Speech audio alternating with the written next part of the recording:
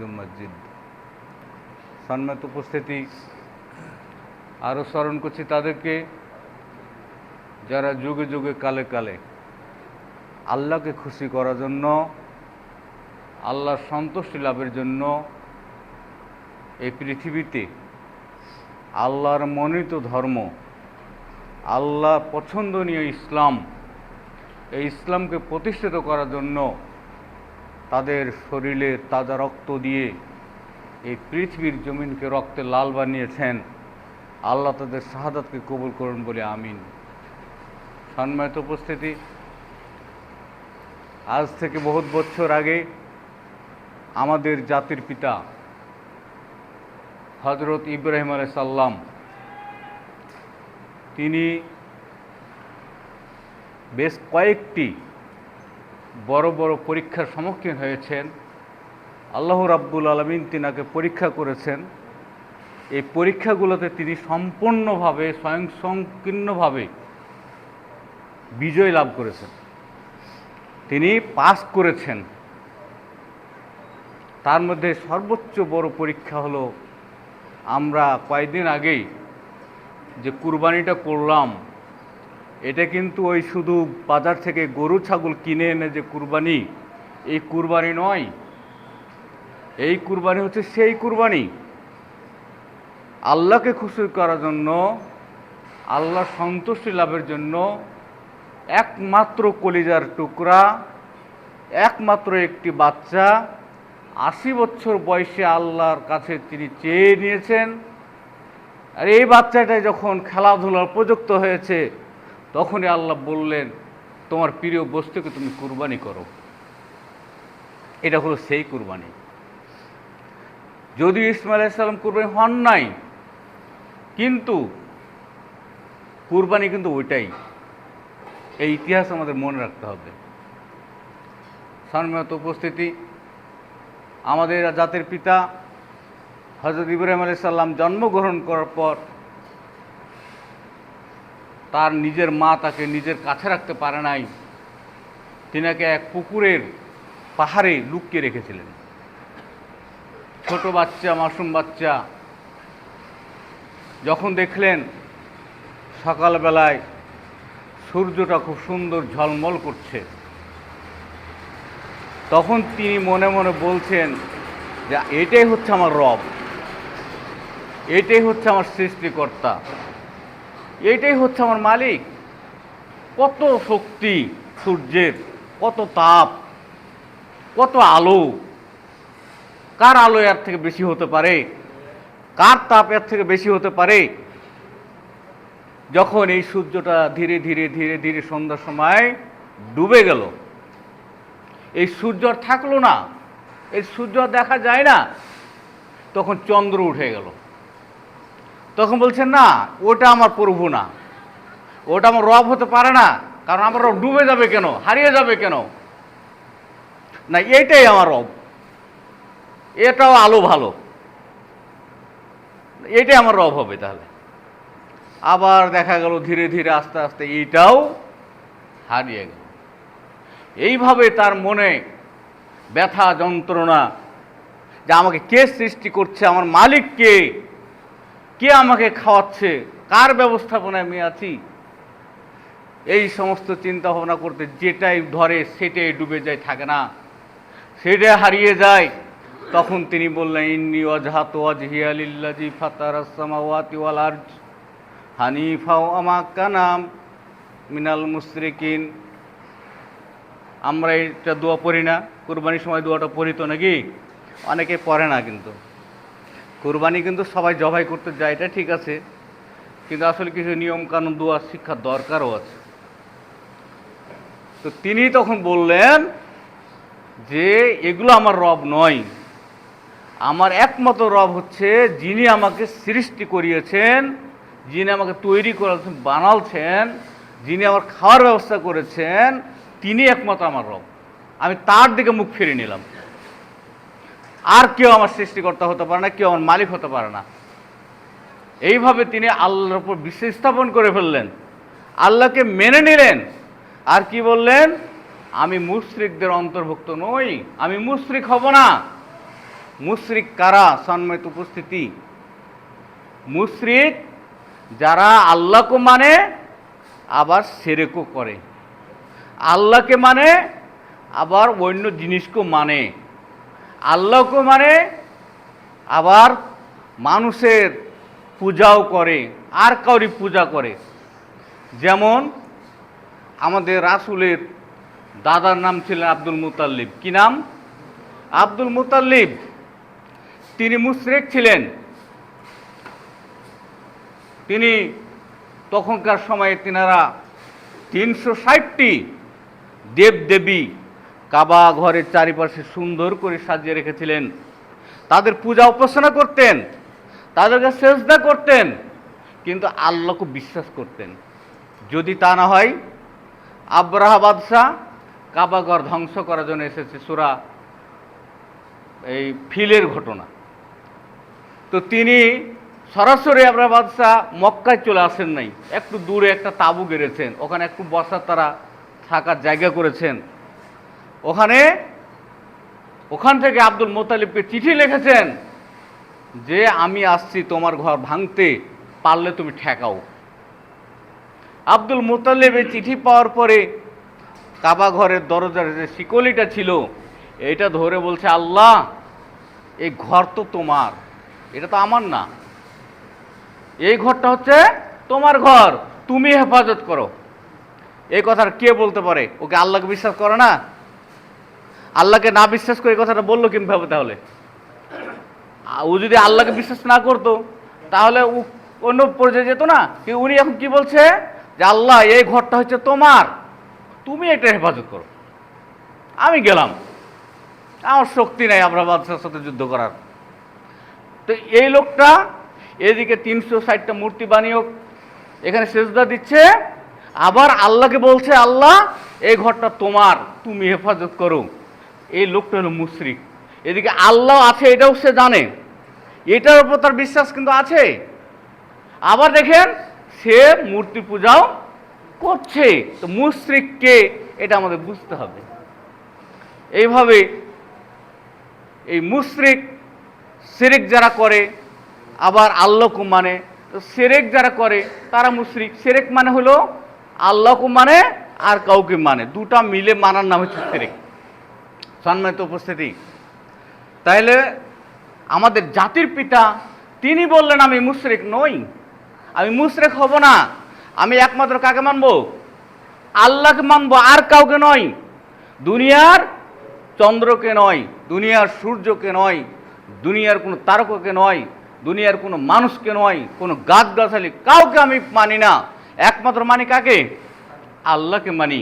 তাহলে মুসলিম হতে গেলে, মুসলমান হতে গেলে আল্লাহ বলছে ইয়া আইয়ুহাল্লাযিনা আমানু তাকুল্লাহ, হে ঈমানদারগণ তোমরা আল্লাহকে ভয় করো। হে ঈমানদারগণ কাকে ভয় করো? আল্লাহকে ভয় করো, অন্য কাউকে না। এবং তোমরা ওয়ালা তামুতুন্না ইল্লা ওয়া আনতুম মুসলিমুন, তোমরা মৃত্যুবরণ করিও না, মরিও না যতক্ষণ মুসলমান না হবে। তাহলে আমাদের কি হতে হবে? মুসলমান হতে হবে। মুসলমান না হয়ে আল্লাহ বলছেন তোমরা মরিও না, মরিও না। কারণ মুসলমান হয়ে যদি আমরা না মরি তাহলে আমাদের বিপদ আছে, আমাদের সমস্যা আছে, আমাদের জাহান্নামে যেতে হবে, আমাদের জন্য কবরের আযাব অপেক্ষা করছে, আমাদের জন্য হাসরের মাঠের আযাব অপেক্ষা করছে। আল্লাহ রাসূল সাল্লাল্লাহু আলাইহি সাল্লাম এই কোরআন হাদিসের কথাগুলো বুঝাইতে যে অনেক সময় কেঁদে ফেলতেন না? এরকম আলেমেরা বলে না কেঁদে ফেলতেন? কে কাঁদতেন তিনি? যিনি একমাত্র আল্লাহ রাসূল, আল্লাহ যাকে সব থেকে বেশি ভালোবাসতেন এবং যার আগের কোনো গুনাহ ছিল না, যার পিছনেও কোনো গুনাহ ছিল না, আগেও ছিল না পিছেও ছিল না, এমন একজন মানুষ তিনি জান্নাতের কথা, জাহান্নামের কথা, হাসরের মাঠের কথা যখন আলোচনা করতেন তিনি কেঁদে ফেলতেন। কেন? আল্লাহর ভয়। এর নাম হচ্ছে আল্লাহর ভয়, তাকওয়া। এই যে আল্লাহর ভয়, এভাবে দেখা যায় যে কিয়ামতের দিন 3 সময়, কয়টি সময়? 3 সময় মানুষ তার হুঁশ হারিয়ে ফেলবে, মানুষের কোনো হুঁশ থাকবে না, মানুষ বেহুশ হয়ে যাবে। 3 সময়। কোন 3 সময়? একটা সময় হলো যখন সে আমল নামাটা পাবে, সে ডান হাতে পাবে না বাম হাতে পাবে, সে ডান হাতে পাবে না বাম হাতে পাবে। ডান হাতে পেলে ভালো, বাম হাতে পেলে কি ভালো, খারাপ। এখন মানুষ তখন চিন্তা করে বেহুশ হয়ে যাবে যে আমার আমল নামাটা আমি কোন হাতে পাবো। তখন তার হুঁশ থাকবে না, তার জ্ঞান থাকবে না, সে বেহুশ হয়ে যাবে যে আমি কোন হাতে পাবো। ভয়ঙ্কর চিত্র, তাই না? এখন সেদিন যদি স্মরণ করি এই কথাটা হবে না আজকে স্মরণ করতে হবে? আজকে স্মরণ করতে হবে। আজকে এটাকে মাথায় নিয়ে এটাকে ব্রেনের সাথে অন্তরের সাথে মিল করতে হবে এবং তার জন্য কাজের যে চাহিদা, এই কাজ এখনই করতে হবে। সম্মানিত উপস্থিতি, আরেকটা সময় আসবে যখন মিজান স্থাপন করা হবে, যখন দাঁড়িপাল্লা স্থাপন করা হবে মানুষের নেকি আর গুনাহকে মাপার জন্য। একদিকে নেকি দেওয়া হবে, একদিকে গুনাহ দেওয়া হবে দাঁড়িপাল্লার। এই দাঁড়িপাল্লার ডান দিকে পাল্লাটা যদি ভারী হয়ে যায় তাহলে ভালো, আর যদি বাম পাল্লাটা ভারী হয়ে যায় তাহলে কি ভালো, তাহলে খারাপ। এই জন্য তখন মানুষ হুঁশ হারিয়ে ফেলবে, মানুষের কোনো জ্ঞান থাকবে না যে আমার আজকে কি অবস্থা হবে, আমার আমলটা ডান পাল্লাটা ভারী হবে না বাম পাল্লাটা ভারী হবে। সম্মানিত উপস্থিতি, আরেকটি সময় আসবে আমাদের সামনে, কঠিন থেকে কঠিন অবস্থা, যখন পুলসিরাত আমাদেরকে পার হতে হবে। পুলসিরাতের হীরার ধার, আমরা বান্দা ভীষণ পাপী, কেমনে হব পার? সেখানকার ধারটা হলো এখন যে বেলেট আছে তার থেকে হাজার হাজার গুণ বেশি। এখান দিয়ে আপনাকে পার হতে হবে, এখান দিয়ে হেঁটে চলতে হবে। যদি একমাত্র আপনি আল্লাহর সন্তুষ্টি হাসিল করে থাকেন, একমাত্র আল্লাহকে মেনে থাকেন, আল্লাহকে রব হিসেবে আপনি দুনিয়া জীবনযাপন করে থাকেন, এর সাথে কাউকে যদি আপনি মিশ্রণ না করেন, আপনি শিরক স্থাপন না করেন, আপনি কোনো মানুষের তৈরির পক্ষে আইনের পক্ষে যদি না থাকেন, আপনি যদি কোনো ওই পূজা করার পক্ষে না থাকেন, আপনি যদি কোনো দেবদেবীর পূজা করার পক্ষে না থাকেন, সূর্য চন্দ্রের পূজা করার পক্ষে না থাকেন, আপনি একমাত্র একনিষ্ঠ হয়ে যদি আল্লাহকে মেনে চলতে পারেন, তাহলে আমি যদি পারি, তাহলে সেখানে কি হবে, আমি নূরের আকারে পার হতে পারবো, বিজলি আকারে পার হতে পারবো ফুলসিরাত। আর না হলে আটকে যাব, কেটে নিচে জাহান্নামে পড়ে যাব। সম্মানিত উপস্থিতি, এই তখন মানুষ হুঁশ হারিয়ে ফেলবে যে আমি এখানে পার হব কিভাবে, আমি পার হতে পারবো কি পারবো না। সম্মানিত উপস্থিতি, তাহলে আমাদের পরকালীন জীবনটা কঠিন একটা জীবন, তার মধ্যে এই তিনটার সময় আরও বেশি কঠিন। এই কথাগুলো আমাদের এখন পর্যালোচনা করতে হবে, এই কথাগুলো আমাদের আলোচনা আনতে হবে।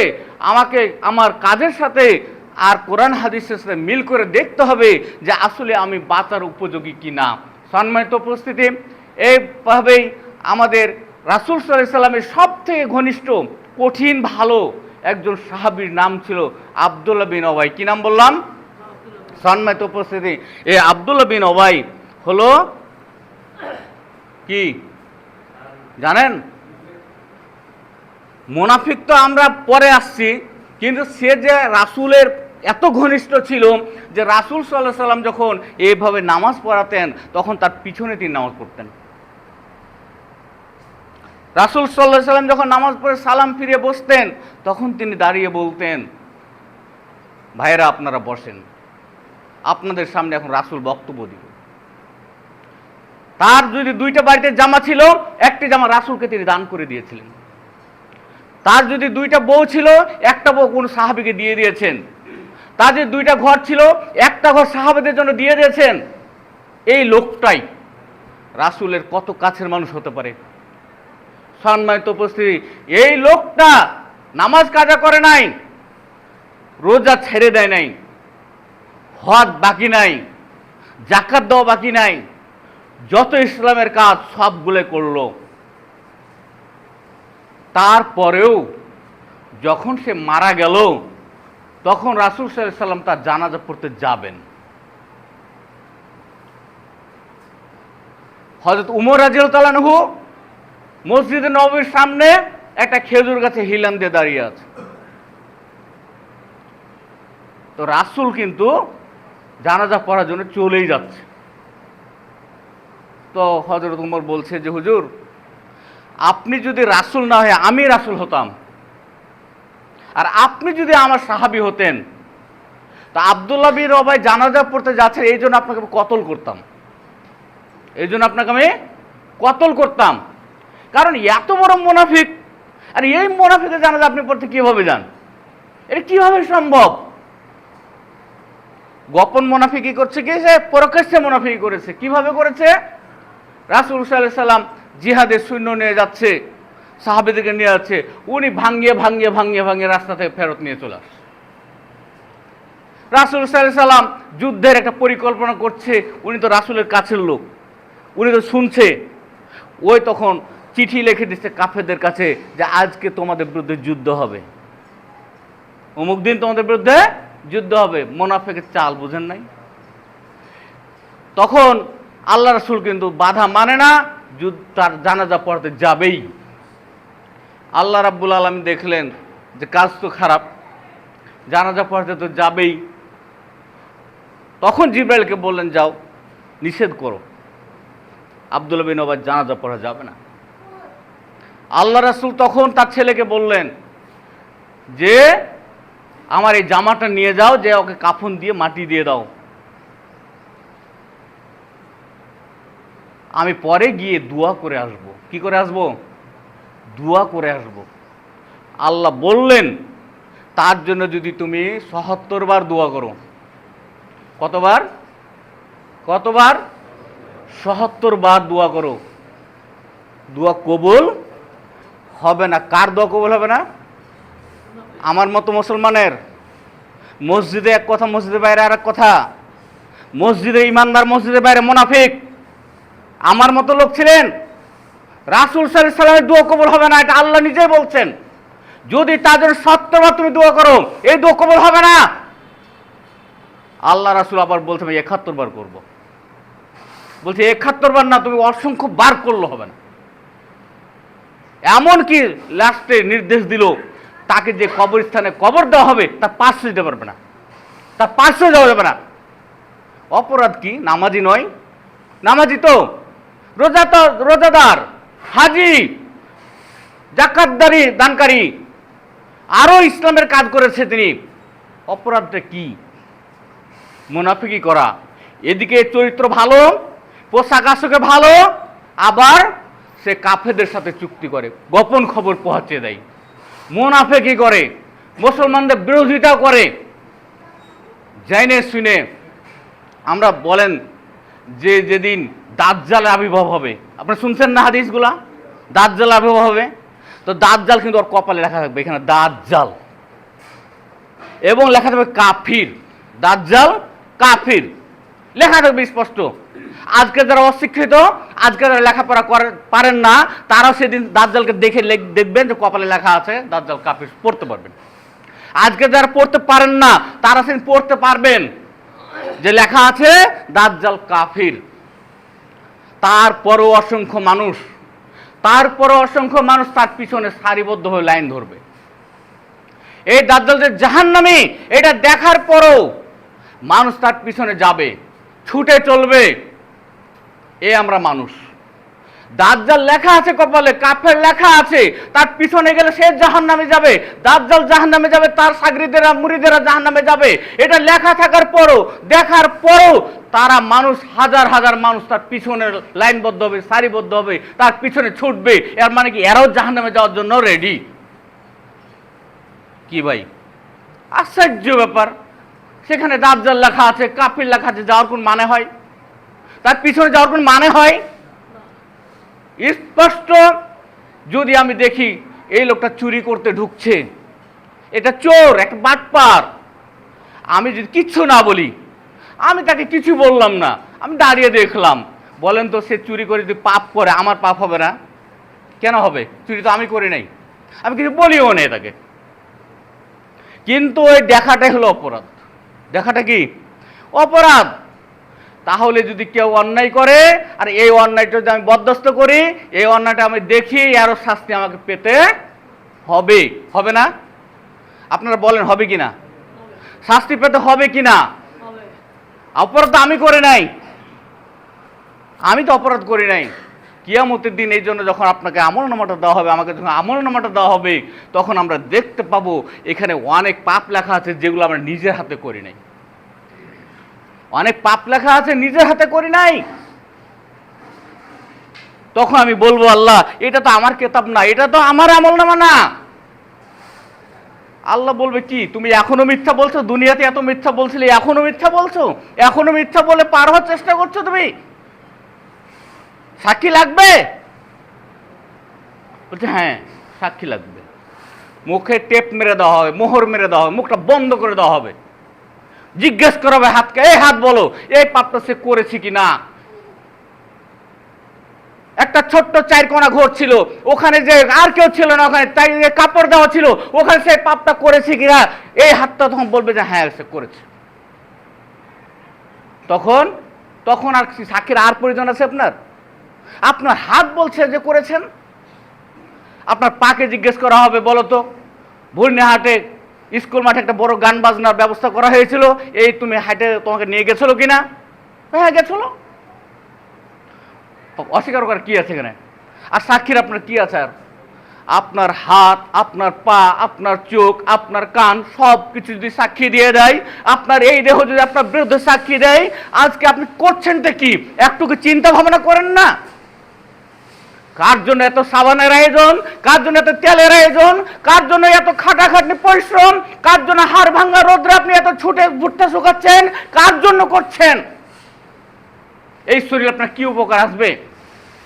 এক্ষুনি মরে রেখেন। আপনার শরীর আপনাকে যখন জীবনটা চলে যাবে বাড়িতে, আপনার যে স্ত্রীর জন্য আপনি এত খাটাখাটি করছেন, আপনার যে মায়ের সেবা করছেন, আপনার যে বাবার খেদমত করছেন, আপনার যে ছেলে পেলের জন্য এত কিছু করছেন, এরা সবাই বলবে যে একে তাড়াতাড়ি বের করো, কখন জানাতে টাইম করা যায়।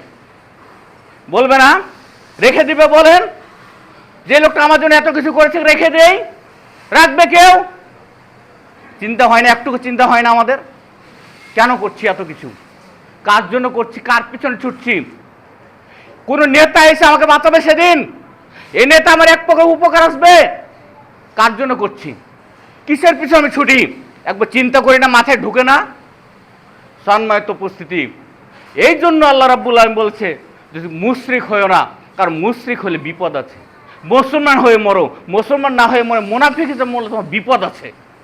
এই বিপদ থেকে বাঁচার জন্য আমাদের এখনই সময়, এখনই আমাদের ব্রেনকে কাজে লাগাইতে হবে যে আমরা করছিটা কি। আমার যেটা উপকার আসবে না আমি সেটা করবো না, বাদ দিয়ে দেবো। যেটা আমার পরকালে উপকার আসবে ওই কাজটা আমি করবো। কি করা যাবে না? আজকে থেকে সিদ্ধান্ত নেওয়া যায় না? এতদিন পর্যন্ত যত পাপ করেছি, যত অন্যায় পথে পা বেরিয়েছি, জুলুম, অত্যাচার, শোষণ, চাঁদাবাজি, লুটতরাজ, যত কিছু যার পিছনে ছুটেছি, তারা আমাকে কি উপকার করে দিবে এটা আমি একটু চিন্তা করি না কেন? আজকে থেকে চিন্তা ভাবনা করি একটু, যে কার পিছনে ছুটছি আমরা, কার পিছনে দৌড় দিচ্ছি। অসম্ভব। একমাত্র আমল ছাড়া, সেটা হবে সৎ আমল। এই সৎ আমল ছাড়া বাঁচার কোনো আমাদের উপায় নেই। আসুন আমাদের কবরে বাঁচার জন্য চেষ্টা করি, আমাদের সেই ফুল সিরাতে বাঁচার জন্য চেষ্টা করি, আমরা সেই দাঁড়িপাল্লা মিজানে যখন দাঁড়াবো তখন বাঁচার জন্য চেষ্টা করি, আমরা যখন কবরে আযাব থেকে, কবরে আযাবের সম্মুখীন সেখান থেকে বাঁচার চেষ্টা করি, আমরা যখন হাসরের মাঠে পা দেবো এবং সেখানে 5টি প্রশ্ন উত্তর না দেওয়া পর্যন্ত কেউ এক পা উঠিয়ে আরেক জায়গায় ফেলতে পারবো না, তখনকার জন্য চেষ্টা করি বাঁচার জন্য। সম্মানিত উপস্থিতি, এবং জাহান্নামের আযাব তো আছেই।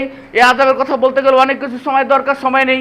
আপনাদের কাছে আমার আকুল আহ্বান, আসুন আমরা জীবনে আজ থেকে যত ভুল করেছি ভুলগুলো স্মরণ করি, একটু একটু চিন্তা করি যে কী কী ভুল করে ফেলেছি, কী কী অন্যায় করে ফেলেছি।